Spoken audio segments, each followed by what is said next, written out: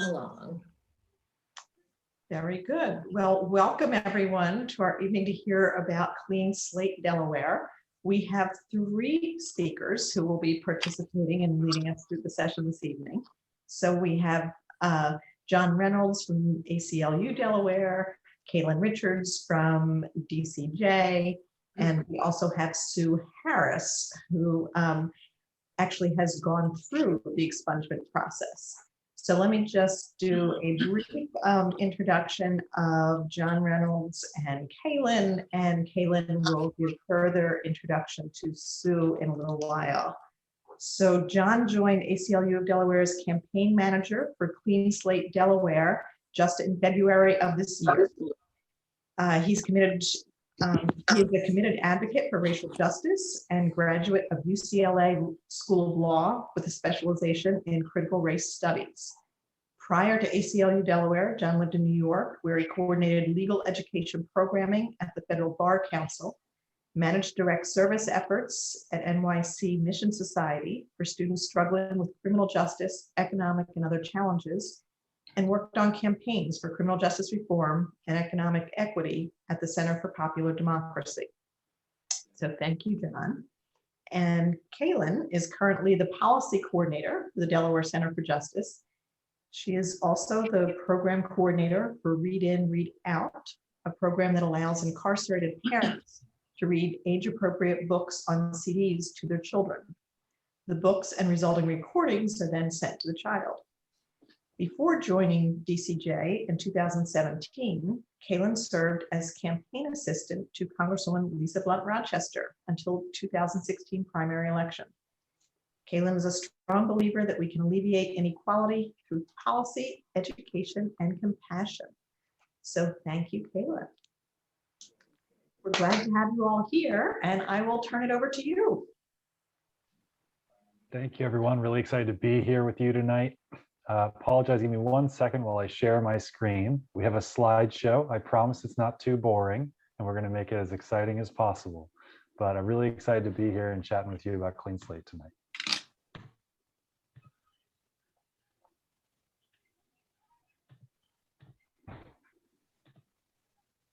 Okay, so I hope everybody can see my screen, and welcome to Clean Slate.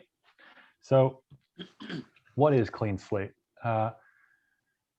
It's a automatic, usually automated process to expunge records after a certain waiting period. And when I say expunge records, in Delaware, that means not necessarily the dictionary definition version of that, but it's basically a sealing or the record is not publicly available, so that when people run things like background checks for either job-related reasons, housing, or credit and banking purposes, or sometimes educational institutions, when a record is expunged, it's not visible in those, and it doesn't show up in those background checks. So far, these Clean Slate policies that automate that expungement process for eligible records have been enacted in Pennsylvania, which was the first state to do so, as well as Michigan and Utah, and Michigan was the most recent one. So the details are a little different in each state, and Kailyn and I are going to talk to you a little bit about what some of the kind of general details are, as well as why they're important in Delaware. So I'm going to pass it over to Kailyn so that she can chat a little bit more about why Delaware should be excited about this. Yes, so thank you, John, for that great overview of Clean Slate. But why do we need Clean Slate in Delaware? So Delaware passed a great expansion of eligibility for expungement in 2019. The bill's named, I believe, SB 37. Check it out, but it is our current expungement law. And like I said, it expanded eligibility and it created a mandatory expungement process. And that process is petition-based, meaning if I wanted to obtain a mandatory expungement, and when I say mandatory, it literally means that this expungement, this process is mandatory, that this person is eligible to have this charge or this conviction or violation removed from their records. However, it's petition based. So that means that I have to go to SBI and pay $52 for my fingerprints, right? And then SBI will then send me a copy of my background, telling me what's eligible for a mandatory expungement, what's eligible for a discretionary expungement, and what's eligible for a pardon. However, when it comes to these processes of like record clearances, there's four major barriers that that folks face when they're eligible to clear their records. And the first thing is information. So it's not exactly, it was even intimidating for me to seek out, what the process is for mandatory expungement versus discretionary versus a pardon. So that information, isn't easily digestible for your average person. Time. So it takes, it takes about 6 weeks to get a mandatory expungement. That is the quickest process. And this is the process that will be automated through the Clean Slate legislation. There's another process that, takes even longer than that, and sometimes even more money. So for this mandatory process that we're really pushing for to be automated, will cost people $0. The current process for a mandatory expungement costs folks $132. So $52 to get your expungement or to get your fingerprints, and then another $75 to submit your mandatory expungement application. And then after that, if everything checks out, your record is expunged. But again, that takes time, it takes money, and sometimes it takes counsel too. Folks have to consult with a lawyer or an attorney to navigate the process because it's just that difficult. So the Clean Slate legislation will automate the mandatory expungement process and more, but it removes a lot of the barriers that folks face, and I see it in my own work. These are the barriers why folks do not seek expungements, although they are eligible. Yeah, and just building really quickly on something that Kailyn had said is, I want to be really clear too. Expungements aren't things that just happen right away. Like, people haven't done a lot of work and spent a lot of time since the moment that they either they were arrested, or they received that violation, or they were convicted of a crime. This is years. We're talking years, and the eligibility requirements are not, they're not small. They're relatively large hurdles that people need to just overcome to become eligible. And a lot of what Clean Slate's talking about, and what Kailyn was just mentioning, is that after you overcome those barriers to just become eligible, there's then barriers to act upon your eligibility. And that's really what Clean Slate is looking to tackle.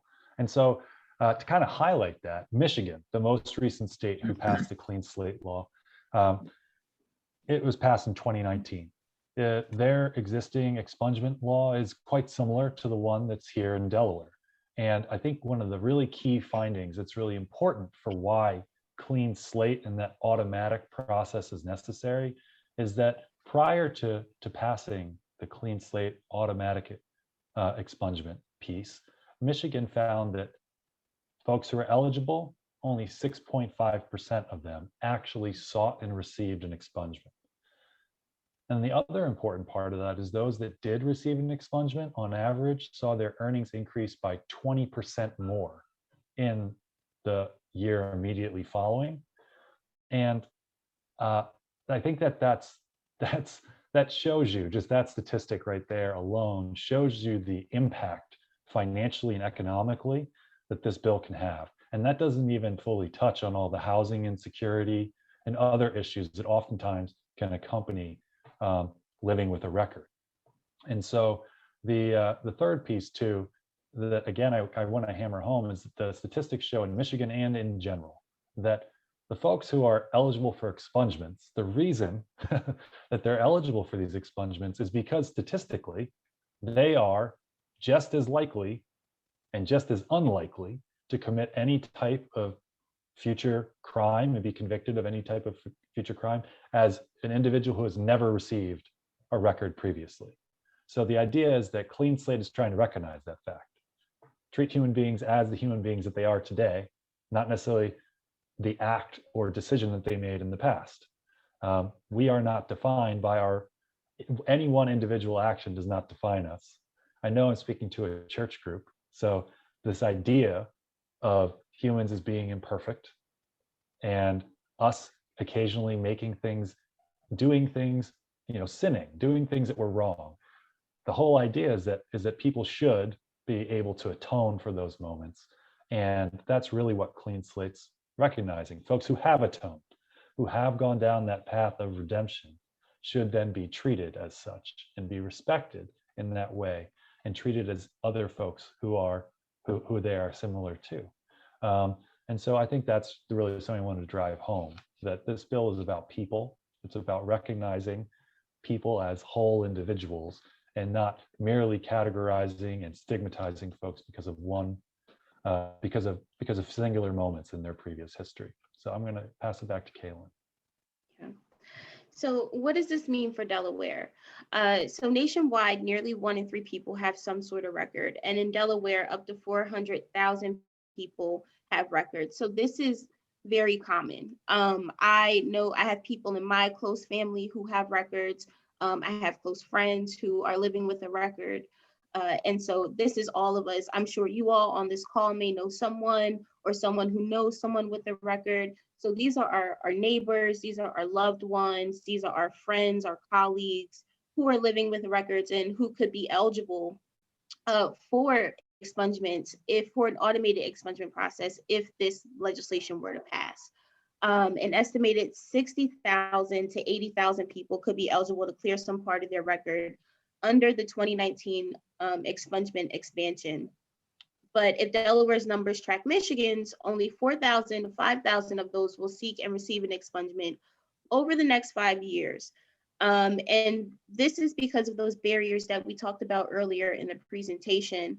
I talked to community partners like the Public Defender's Office who tried to identify some of these, like the 400,000 people, they tried to identify and target those people to help them out. But it was so hard getting in touch with folks because their numbers change, people move. And so this automated expungement process would remove that barrier, from advocacy agencies or the public defender's office. We will no longer have to track folks down in order to tell them that they're eligible for an expungement, right? The process would just be automatic.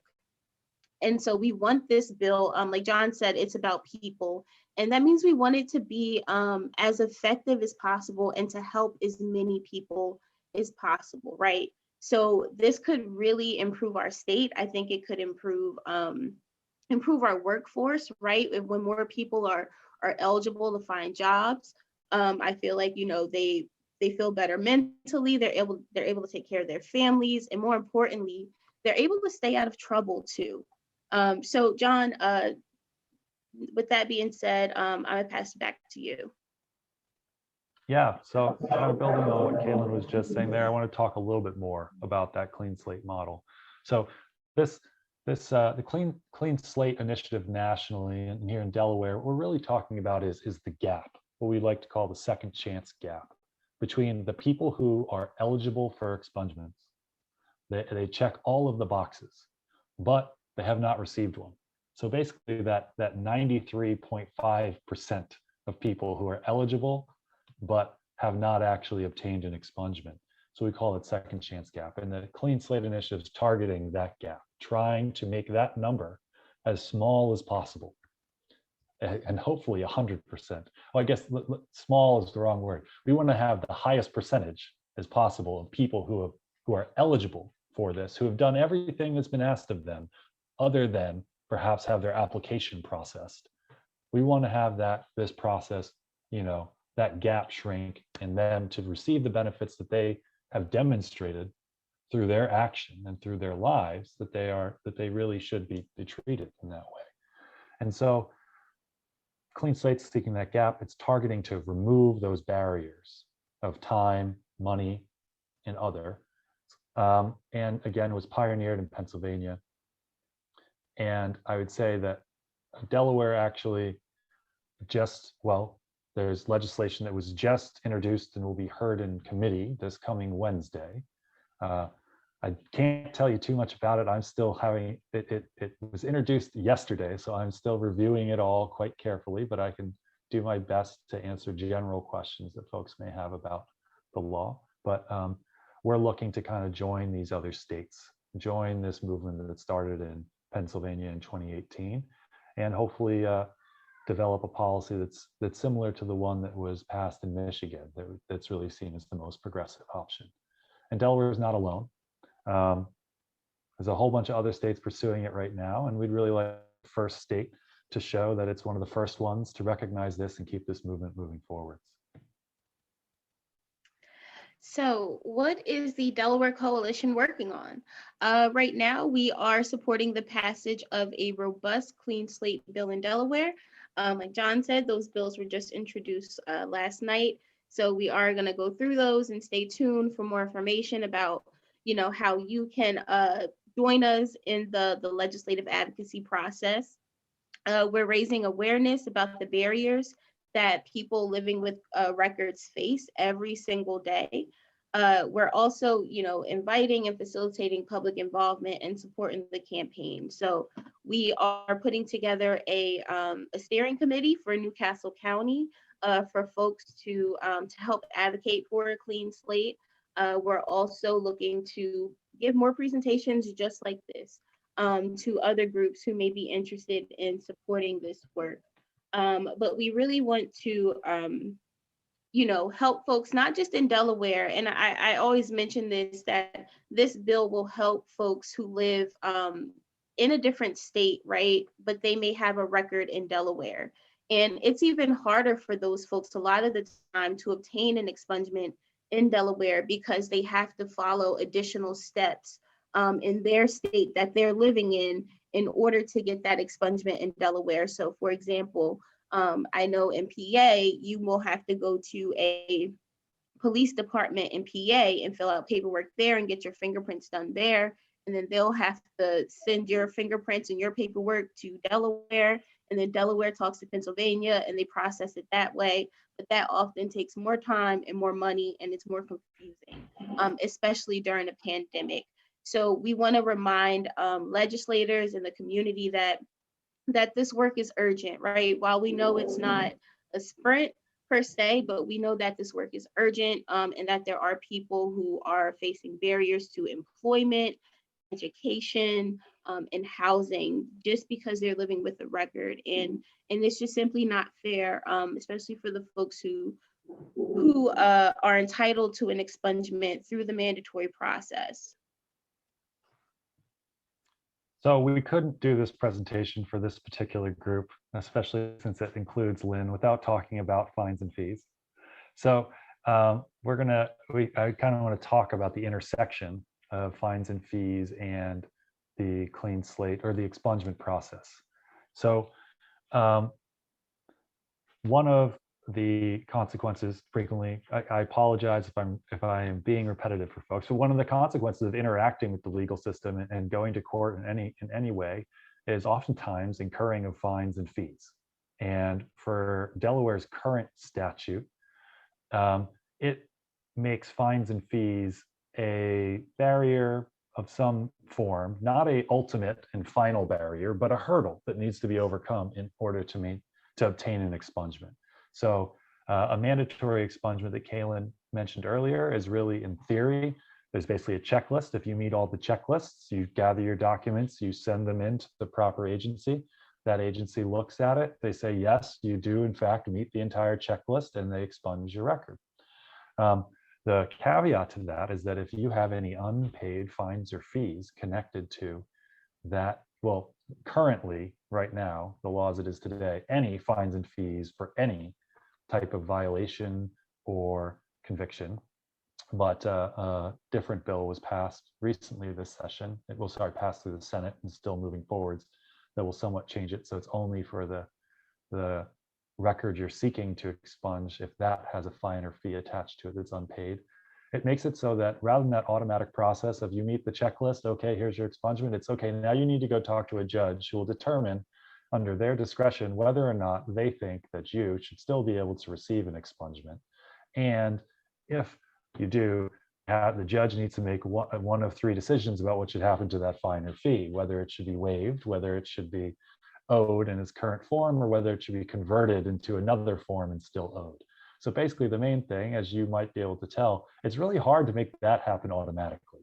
So whenever a judge needs to make a decision, and you kind of have this decision tree that eventually gets to a point where it says judge needs to weigh factors and use discretion to decide, you can't automate that process. So that leaves Pennsylvania, the first state that passed it, did not deal with this issue.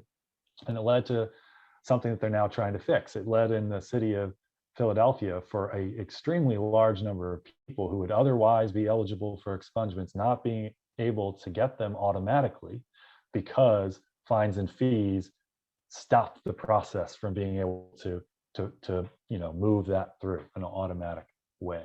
So I think it's something that we wanted to highlight, again, because of this group, and also because we think it's something important. It's important because, again, somebody will be more likely to, more capable of paying back their fine or fee. Referring back to that statistic I gave you earlier, in Michigan, they showed folks' incomes went up 20% in the year following their expungement. So if we as a state want the fines and fees to be paid, it sounds like a good idea. Because otherwise, oftentimes fines and fees, Lynn can speak to this better than I can, but they go unpaid, the vast majority. So this is something where we see it as it's a barrier that doesn't make sense in terms of this other person has really done everything that they can do to demonstrate that they should receive this benefit. And you're also you're handicapping them in their ability to achieve paying back the fine and fee because of the record at the same time. So that's really what I wanted to highlight. And now I wanted to pass it over to Kailyn and Sue so that they can also talk a little bit more about this process, not just in terms of numbers and slides. And I'm just going to unshare my screen and pass it back over to you, Kailyn. Thank you. And so just to piggyback off of the intersection with fines and fees, I want to give you all an example of someone who, I was working with to get an expungement, and that person actually couldn't get an expungement at the moment because they had an outstanding warrant for their arrest because they owed $75 on a parking ticket. So that person, therefore, they qualified for a mandatory expungement, but that person, we couldn't send them to the police station to get their fingerprints because they would have been arrested. So that person had to then, work out their unpaid ticket and that warrant before they could seek an expungement. So the intersection with fines and fees runs very deep. But we're going to hear from someone, Susan Harris, who recently went through the expungement process. And so she's going to share just some details about her experience and share her story with us. Thank you so much, Sue, for being here. Oh, thank you. Thank you, everyone. And I just wanted to say thank you for having us. And this is the second time that Kailyn's asked me to speak publicly about this. The first time she called and left me a message. And when I listened to it, I was like, oh, no. The whole idea behind an expungement is I don't have to tell anybody. And I don't have to claim that part of my life anymore. But I felt strongly enough that one, I didn't know about this, found out about it very accidentally, about the mandatory expungement. And so, other people should know about it. And I believe that it should be very mandatory and very easy for people. And so, I made a poor decision when I was 39 years old. I am now 63. And I pled guilty because I was guilty and went on with my life. I did not seek expungement or pardons sooner because it just seemed so difficult, and it seemed like it cost a lot of money and there was no guarantee. And it seemed like a process that was, just kind of Byzantine.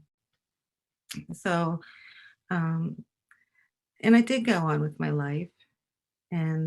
But at the same time, there are employment opportunities I have not pursued because I knew that would come up in a criminal background check. I work in behavioral health care as a professional. Criminal background checks are very common. And the more time that went by, the more I didn't want to have to explain that. And so going through the fingerprinting and filling out a form seemed very simple. Kailyn, and I forget the attorney's name who helped, were just so helpful. Kailyn was helpful, and I forget the attorney that worked with me virtually.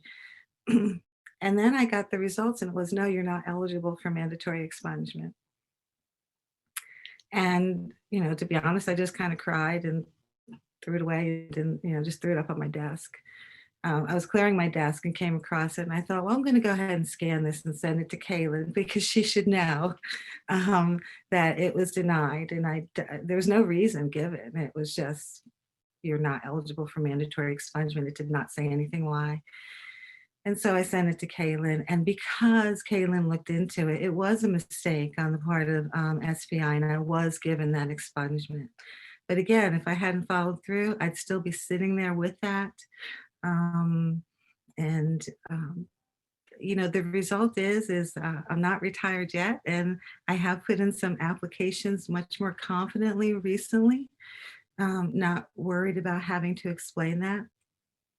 And it's not so much I want to hide it, it's I would rather have a choice about how I share it, and I would rather have choices on how that impacts my life, and not have other people make decisions about how it's going to impact my life. And I think I'm a really good example of, people who do some sort of offense don't necessarily re-offend. I don't think I've gotten a speeding ticket, maybe one since then, but I don't even think I got one since then. So I do appreciate, you having us. And if you have any questions, so thank you. Yeah, and thank you, Sue, and thank you for sharing that. Because I think something that when I first met Sue when we were doing another one of these events, and one of the things that kind of what she said that she shared is like the whole idea of an expungement is that you don't have to talk about this. So I definitely want to say thank you to Sue too for choosing to share with us, not because she has to, but because it's an important story and an important perspective. Yeah. And I know another thing that came up in that event, and another panelist had shared too, is this idea of it. These moments can unfortunately be kind of haunting when you know that record is out there, and you can emotionally feel it following you around as much as in the moments where it will technically follow you around in certain interactions. And I always want to bring home for folks is it's not something we talk about much. It's an area that oftentimes within families, if somebody has a record, it doesn't necessarily get discussed around the dinner table every night or at family gatherings. These are things that we oftentimes try and not talk about. And yet it touches all of us. 400,000 people in Delaware, that's a lot of people. Delaware is not a huge place, but that's a huge number of people. And I just really like to highlight the fact that, this is about more than even individuals. I know I said earlier it's about people, because it is. And it's about more than just the person who is living with the record. It is about the children of that person. It is about the family of that person. It is about the friends and the neighbors and the communities that people living with records are a part of. And those communities are our communities, and those families are our families. And sometimes those people living with records are us. And so I just really want to drive that home, because sometimes I know it's not, I feel like there's an image out there of who people with records are. And yet within our own lives, if we look closely and we think for a second, we can find counterexamples to the kind of stereotype that is oftentimes put out there. And that's really something I wanted to drive home before we pass it over to all of you to see what questions you may have about Clean Slate, about some of the intersecting work that we may do. And I'm really happy to do the best I can to answer whatever comes up.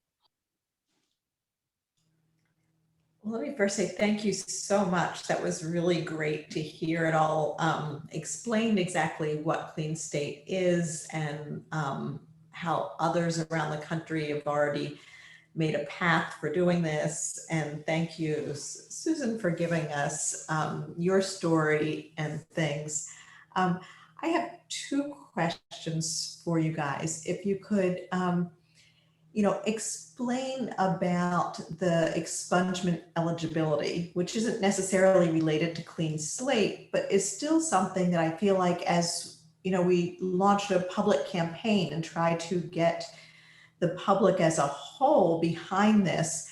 I think one of the immediate, if they don't understand the whole thing, one of the initial reactions or instinct may be, wait a minute, if, there's this really violent person, and what happens if when the day they are out, all of a sudden this happens? And I know you addressed the day they come out bit, but can you talk a little bit more about the eligibility, even before you get to the automation of it, just who is eligible and how can you put people's mind at rest in terms of still feeling safe that this is not going to be a safety issue for the community in filling those records? Yeah, so I think let me start just talking a little bit about records. Oftentimes when folks hear record, they think somebody has been convicted of a crime. Records are far more inclusive than that. Records include arrests or charges that never result in any type of prosecution, or they do result in the trial that ends in the favor of the defendant. And so those are instances in which a person is found either not guilty or they are never charged. They're arrested but never charged. They're just released. And those all are on a record in which there's never been any instance in which it's been decided that somebody has actually done something wrong.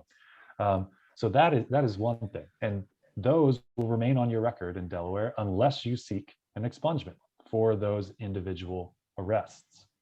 So I think that's kind of thing one. I think we can all wrap our heads around situations in which mistakes may have been made. Somebody was arrested, or even let's now say, go a step beyond that. Somebody was arrested, or they are actually convicted, and they receive, but it's convicted of a violation, a criminal violation, meaning that there's a fine or a fee attached to it. The person is not facing any type of incarceration, but those violations then, at this point in time, if you don't seek an expungement, will remain on your record for forever. And right now in Delaware, you would have to wait 3 years and not have any other subsequent convictions that would come up in order to expunge that record of a violation. So then if we take it one step past that, in which somebody is convicted of a misdemeanor, there are only specific misdemeanors that are eligible for mandatory expungement. Those do not include things involving domestic violence, instances in which there is a victim that is a child, or a person who is otherwise considered to be, I think I'm forgetting the exact language, but a vulnerable person, I believe is how Delaware frames it. And so those are other instances in which, and then there's also an additional list of specific types of offenses that are misdemeanors that are not included. And so folks need to, again, remain free of additional convictions of any kind for 5 years from the date that they originally are convicted of that misdemeanor, before they then are eligible for an expungement. So this is not something that happens quickly. This is something where people really, again, need to walk that road. They need to demonstrate to themselves, to their communities, and to the state that they are not they are not that instance. And in some ways, I think, as Kailyn said earlier, the moments after somebody obtains a record, it is harder to not get another record, because at that point you are marked. You are also having a lot of your ability to get things like jobs and find housing are reduced. And so the normal options where you would just say to somebody, go get a job because they're all open to you, is not true. In some ways, we're making it harder to not end up with another conviction. And yet folks nevertheless, every day demonstrate that despite those additional challenges, they can and do remain conviction free. And so after 5 years, some of those misdemeanors become eligible. The one thing I will say is that in the bill that the bit that I've been able to review, the bill that's been introduced, does add a few additional misdemeanors that are going to be eligible for mandatory expungement, specifically having to do with possession of marijuana in personal use quantities or drug paraphernalia related to marijuana, as well as underage drinking convictions that would be added as additional things that after a period of time would be eligible for expungement, and is currently including a few felonies specifically related to drug possession that would, after 10 years of remaining conviction free, somebody would be eligible for a mandatory expungement. So again, we're not talking about weeks, we're not talking about months, we are talking about years. And again, years that in these cases statistically are more than you would need for somebody to statistically be as unlikely to offend as somebody without a record. So Lynn, I hope that answers your question. And I apologize for folks who do not like statistics. I understand that they do not paint the whole picture, but I do think that they can give a sense of how some of this stuff can work. I'm a little bit confused between automatic and mandatory expungement. I guess partly because the term mandatory seems like it would happen. It has to happen, and yet there are all these hurdles. And I'm also a little bit confused about how clean slate would eliminate that gap between people who are eligible and people who actually get expungement. Definitely, Sarah. So to be honest, mandatory is the legal term that's used, and we are trying to make mandatory mean what you are saying it means. The idea of clean slate is to make every mandatory expungement automatically happen. There's still going to be the backstop where if for some reason the state agency is supposed to be processing it hasn't processed it, the person will still be able to apply if they're eligible to make sure that their expungement goes through. But the idea would be, and the way that the current law that was just introduced is framing it, is basically saying all that stuff we have been calling mandatory expungements, they're now all eligible for automatic expungement, and automatic expungement will proceed for everybody who's eligible. As soon on a monthly basis, they'll review all the records, and anybody who is seen as eligible for a mandatory expungement will have it automatically processed. So basically, except for those few things that are added to eligibility, the marijuana, it's not changing eligibility at all. It's just making the process work. Correct. I'm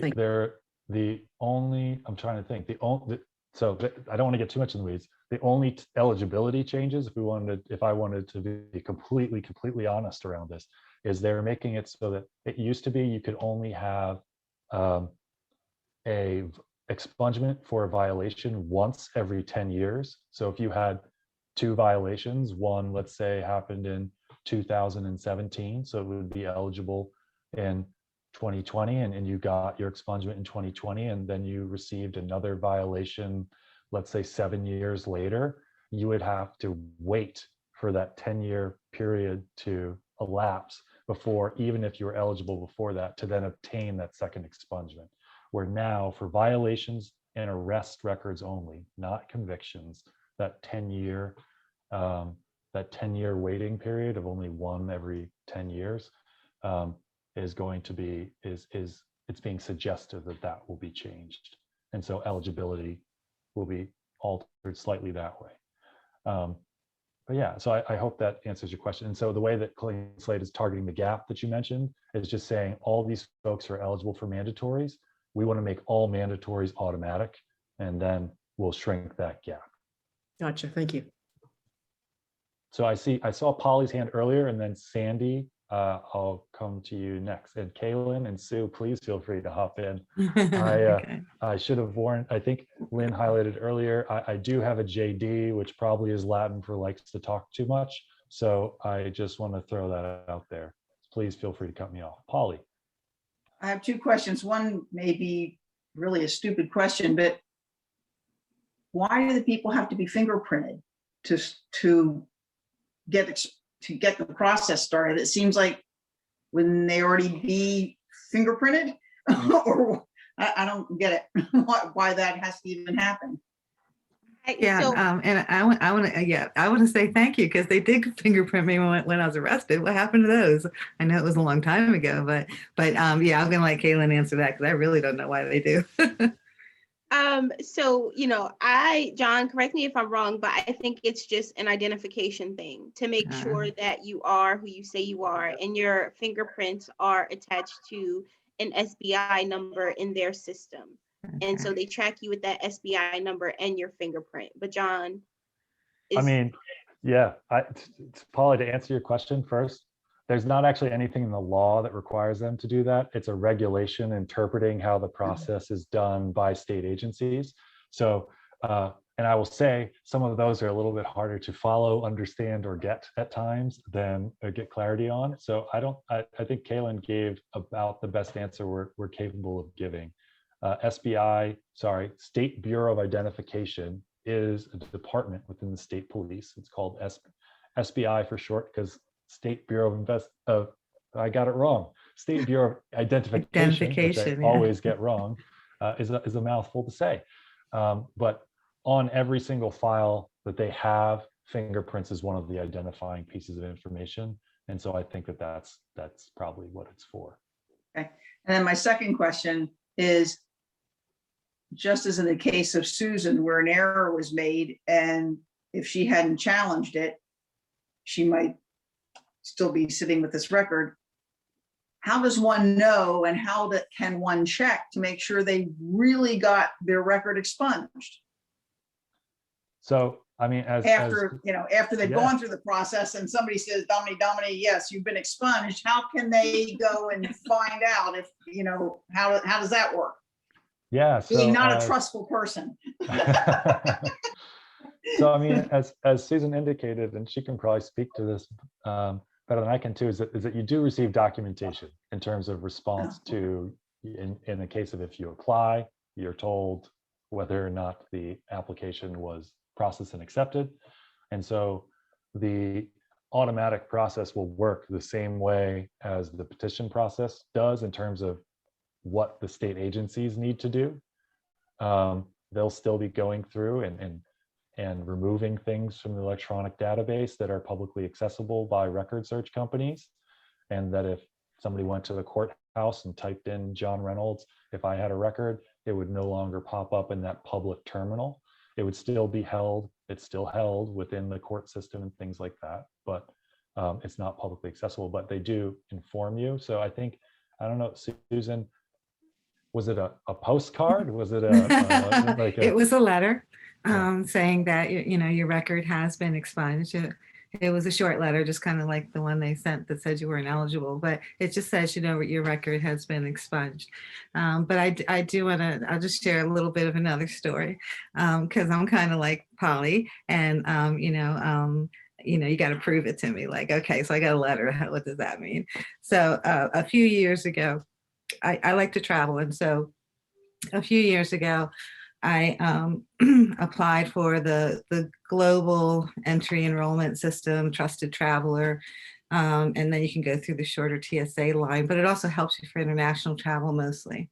I was denied because of this record to be a trusted traveler. So I guess I was a untrusted traveler. I don't know. But anyway, I decided just out of whim, because I know they have that record from the first time. And so I decided to go through the process again. I got it. I got an ID number and I'm a trusted traveler. So yeah, I was so happy about that because I do know they have the first one. But I guess they thought since it's not showing up now, we're going to go ahead and do that for her. So, and that may not seem like a big deal to some people, but it's just a rejection. It's being rejected and told you're not worthy. And I think I spent a lot of time showing I am worthy of a whole lot of things in life. And, I think I can pack a suitcase and not be a risk to anybody. So, but it was nice. So I do, there was no record that came up this time during that process. So my record must be expunged. And to answer Polly's question, being, the person who was like facilitating the clinic that Sue participated in, the expungement clinic, once that happened to Sue, I was concerned how many other people got the wrong answer and didn't have someone who knew the law that they could turn to and call and say, I think that's wrong. The reason why Sue knew it was wrong is because we told her what she was eligible for before she sought it. So before she submitted her application, we told her what their answer should be. And so when it didn't match that answer, we knew that an error or a mistake was made.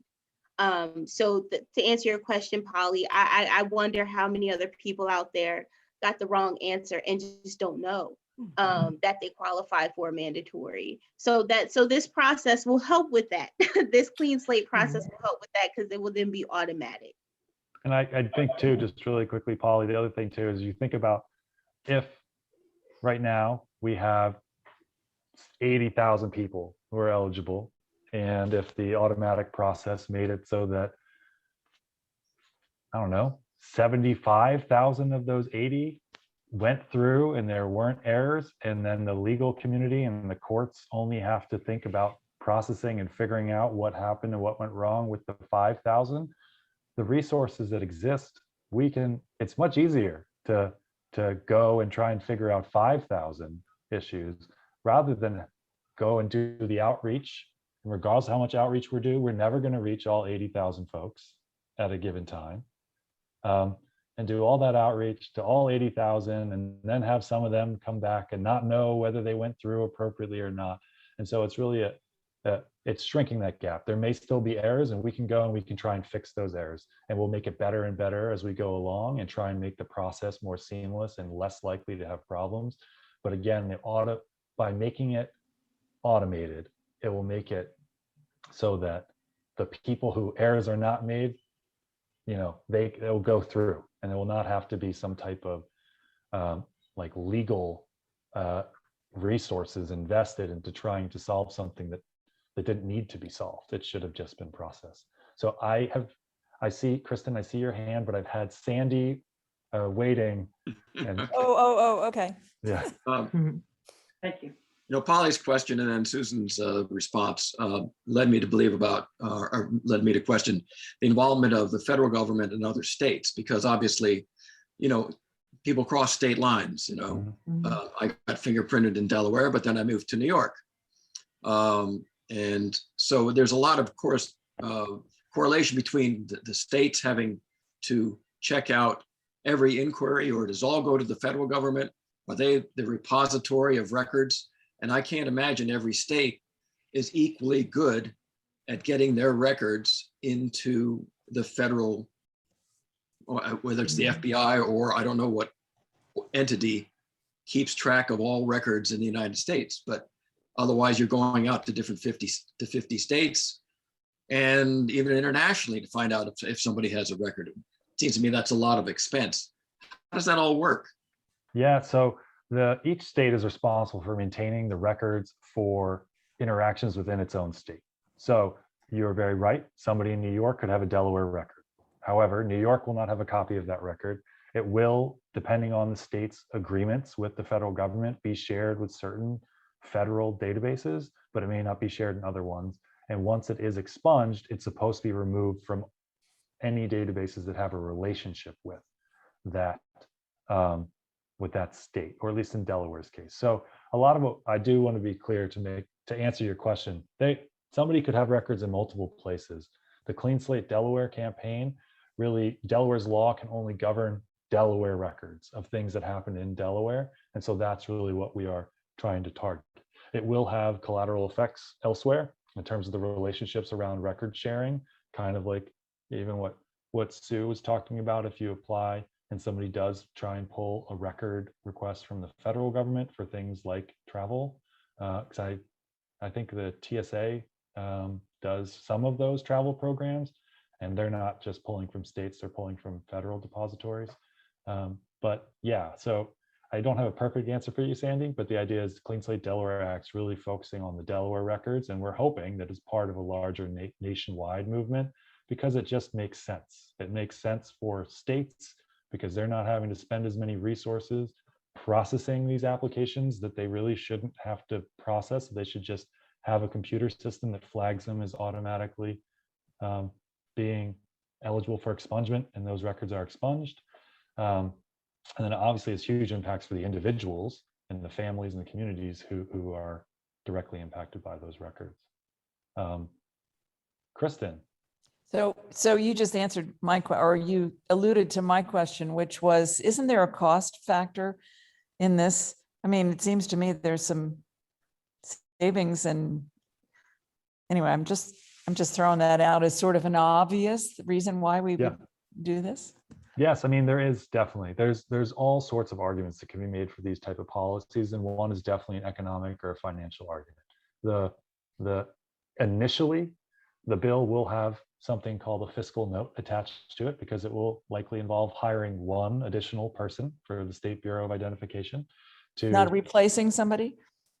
No, well, it's mostly in terms of hiring somebody to help with coding related things and database management. Part of a thing that our campaign is doing is bringing some of those resources for free to the state of Delaware as well, to help them develop that. And yes, in the long term, it's going to free up court resources, it's going to free up SBI resources, it's going to free up all sorts of things that otherwise the state has to pay for to do as it processes applications. And it will also generate folks who have more ability to earn income that's higher than their current levels, which could have tax-based implications as well. So I mean, there's all sorts of economic arguments that can be made as well. I am not, and I do kind of have a soft spot for statistics. I am not an economist, so I will not say that I am necessarily the best vessel for making all of those arguments. I know JP Morgan Chase is a partner in this work in Delaware, and they are going to be putting out a lot of the business side arguments for why this doesn't just make sense for individuals or the state government, but it makes sense for businesses themselves. And so that's definitely something to keep your eye on in the coming weeks, because I'm sure that there'll be more information out there. Sarah and then Michael. Thanks. Do you know which committee this is in, and how do you think it will fare there and in general, the General Assembly? So it's Senator Darius Brown is the legislative sponsor. He is the chair of the Judiciary Committee. And I mean, having not read the bill to the point where I feel comfortable speaking to every single specific in it, I don't want to hazard a guess, but I mean, Senator Brown is known for introducing bills with high rates of passage. So I would say that at least he has a strong belief that he's put together a bill that will be able to move through the Senate and likely the House. But again, I don't want to speak on his behalf, having not had a chance to read his bill in as much detail as I'd like to. Fair enough. Absolutely. Thank you. Yeah, just to add to that, the Clean Slate Initiative, even the federal Clean Slate bill that our Congresswoman introduced a few years ago got a lot of bipartisan support, and so did the Clean Slate bill in PA. And that's what we're expecting here too, is that this isn't just a Democrat issue or Republican issue. This is everyone's issue, right, across the aisle, and we think that we can get that support here as well. And I think just really quickly too, I want to highlight, like, as some of the other states that are looking at this, it's not just Pennsylvania's, Michigan's, which are, they're, I guess in the most recent election, they were blue states, but they're not like bright blue states. It's also passed in Utah, considered a red state. It's being considered in Delaware, Connecticut, and New York, blue states. It's being considered in Louisiana and Texas. And so like, I think that just geographic diversity demonstrates to you that this is something that appeals not to just one place or to one party or to one ideology, but it appeals to all of us, because as a country, this is a problem. 1/3 of our country has some form of record. And if 1/3 of the country is a record, that means folks in every community are impacted by this. So, sorry, Michael. Yes, well, I kind of had a two-part question, and Sarah asked the first part, what is the likelihood? So hopefully everyone is optimistic and this bill can pass. I guess my follow-up question would be, not to be pessimistic, but if it doesn't go through and is delayed for whatever reason, what can we as individuals who are part of the legislation here in Delaware can do to perhaps turn it around and support it, and what actions can we take? Yeah, so I think it's a great question, Michael. And I think the very first part of my answer, again, with the caveat that I haven't read the bill that was just introduced yesterday in as much detail as I would like, is I think that the first thing is making sure that the bill we're passing is actually responsive to all of our communities that are impacted by this issue. And one of the things that we're doing is taking and reading the bill carefully that Senator Brown introduced and going back to lots of communities like, meetings like this and other communities and talking about the bill and talking about things like fines and fees and how, at least in the current form, it takes something that like clean slate that could be a huge step forward and perhaps creates a little hurdle for it or hobbles that plan slightly so it's not as effective as it could be. Because as one of the slides that we shared earlier is we think Delaware, for a whole bunch of reasons, should be looking to pass as robust a law around clean slate as possible because of some of the reasons we've talked about, not just for the purposes of like redemption and the fact that people have demonstrated individually that they merit this opportunity, not just for the economic reasons, but for all of those reasons collectively. None alone is the sole reason why this bill should be passed. It really highlights all of those reasons or why this bill should be passed. And so I think I would love it if folks pay attention to the ACLU site. We're going to be probably putting out some resources around the bill, giving a sense for whether the Clean Slate Delaware Coalition feels that Senator Brown has in fact put out a bill that meets the need and meets the moment and really enables us to do what Joe Biden says, try and build back better in this moment, and not just in relation to the stuff that's occurred and the economic issues that have occurred due to the pandemic, but because of other past wrongs that we can right in this moment too, to make sure this recovery is inclusive of everyone. So I would say stay tuned. We're going to be looking and talking and having more conversations with folks like you. And then if there are any things in Senator Brown's bill that I'd say the stuff I've read, I feel very positive about the fact that it's meeting the overall mission and vision of Clean Slate of trying to expand these opportunities, but just trying to make sure that some of the specifics also are as strong as they can be so that we don't have to come back and fix it in another 2 years to make sure we get it right. That's kind of what happened in Pennsylvania the first time around. It passed what was undoubtedly a good bill, but it left about 70% of folks in Philadelphia who would otherwise have been ineligible because of fines and fees reasons. So they still had to go through a petition-based process. And so 70% of people who are otherwise eligible in Philadelphia, that's a lot of people. In Delaware, that would mean probably something like out of, if let's say 80,000 were actually eligible, we'd be talking something in the range, let's just assume 60% of folks are impacted by fines and fees. We're talking about 48,000 people, about 5% of the state that would be left out. So that's some of the stuff that I want to go back into, and I'm happy to give folks more feedback on. And then we need to make decisions. What steps are good enough? What steps could be better? And I think that that's what we're looking to do in the coming days, is provide folks with that information so you all can show up and commit in either the public comment period and voice your support because you feel very strongly this is a great thing, or voice your support for the idea and state that you still think that there's a little bit more that needs to be done. But overall, I think Clean Slate's on a good track. And I think that support is really talking to your legislators about it, talking to your communities about it, making sure that people are aware just of the expungement opportunities as well as the automatic opportunity that we have presenting itself and making sure we get it right the first time. Thank you. I'll just add that since, we, meaning our Peace and Justice Work Group, is connected with the Coalition for Smart Justice, we will be feeding the group anytime there is a call to action, whether it be to make public comment at a committee hearing or do part of a letter writing campaign or whatever the Clean Slate Delaware initiative needs. This group will be there to, to help push things along. But that made me think of something else that maybe, let me just take advantage of the fact that we have a number of the Peace and Justice Work Group folks here. I know just in the last, 6 weeks, there has already been a lot of stuff that we have been sending on not just this initiative, but lots of different things, asking for people to sign letters or make public comment or do things.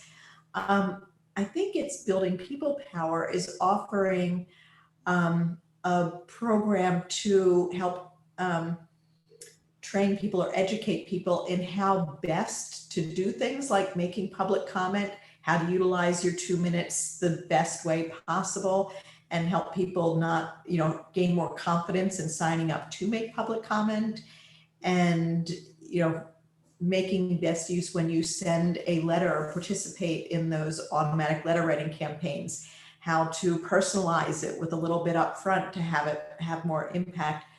Would this group like to have that kind of training? And if so, do you want us to just share the ability to jump into Building People Power? Or should we host one of our Thursday classes on, how do you do things like public comment, personalizing letters, making phone calls, all that kind of stuff? I think it would be great if it were a Thursday session. I agree. And actually, I think there was a session that conflicted with our group tonight on how to, I saw on a schedule that there was one. I said, oh, I can't do both. But yeah, that'd be great if we made it one of our sessions. I think we could probably arrange for that. We'll add that to our list of topics.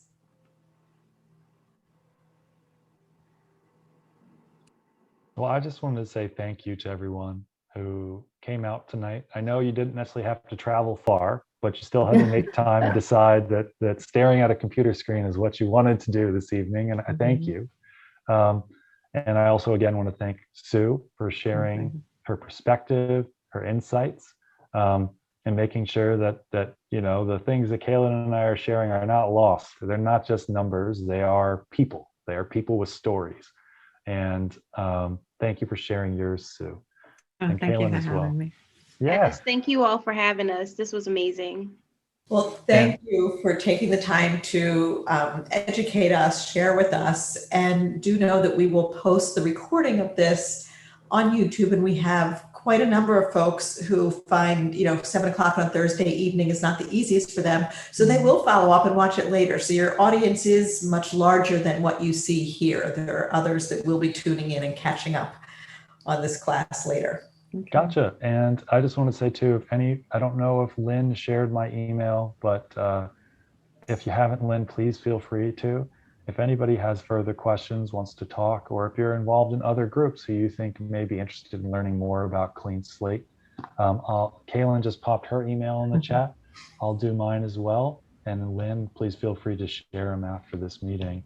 We're happy to always talk with more groups and more people, because we feel that the more folks that know about this and the more feedback we can get about what's important to communities to be included in this bill, the stronger bill we're going to end up having. So thank you again.